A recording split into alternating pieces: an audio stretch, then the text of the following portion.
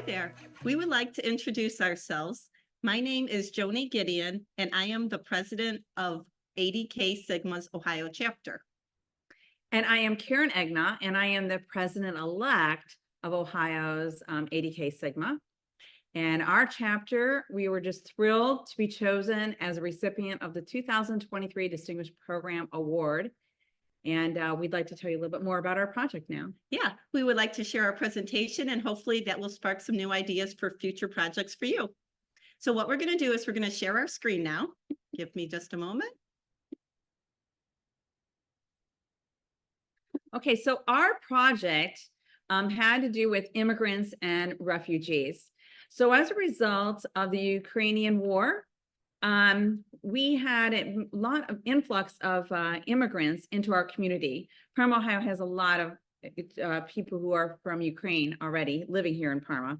So we had a lot of students coming into our school, and we figured, how could we help them?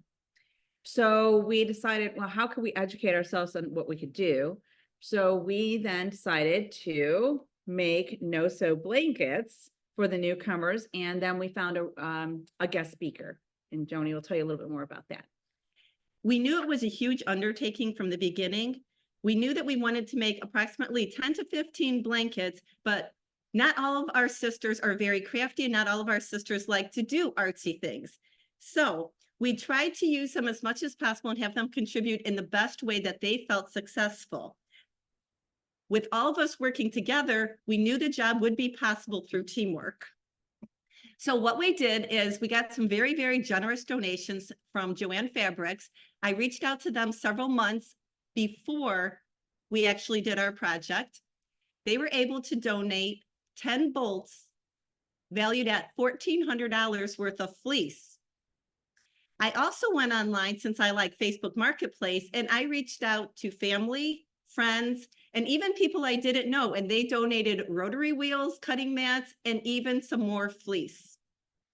Okay, and so then we had to figure out how are we going to actually complete this project. We knew that it would be too much to do during a meeting.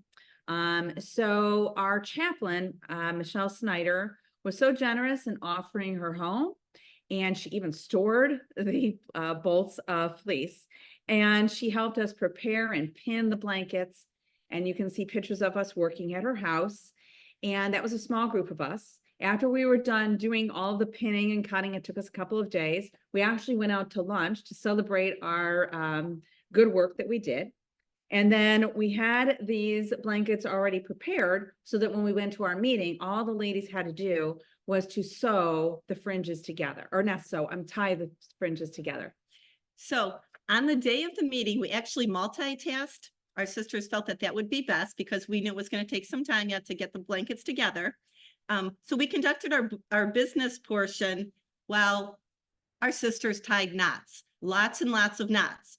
So we had the tables arranged ahead of time. We had 2 to 4 sisters per blanket, and we had 30 sisters there that day working on the blankets, along with 3 prospective members, which was also very valuable.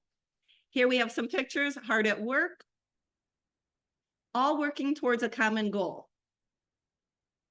And then on top of that, not only did we make the blankets, we also had a speaker, Graham Ball, from the United States Committee for Refugees and Immigrants. He came and he shared some information with us about their services, and he shared a donation list. And at the top of his donation list, we had blankets. So we were able to make 38 handmade no-sew blankets, and we also donated some books, some clothing items, and school supplies. And then when all that was said and done, a lady's like, "Oh, I have material, I can make 2 more." So we actually made a total of 40 no-sew blankets to donate to the refugees and immigrants in our area. Okay, so we were asked, how could you replicate this program?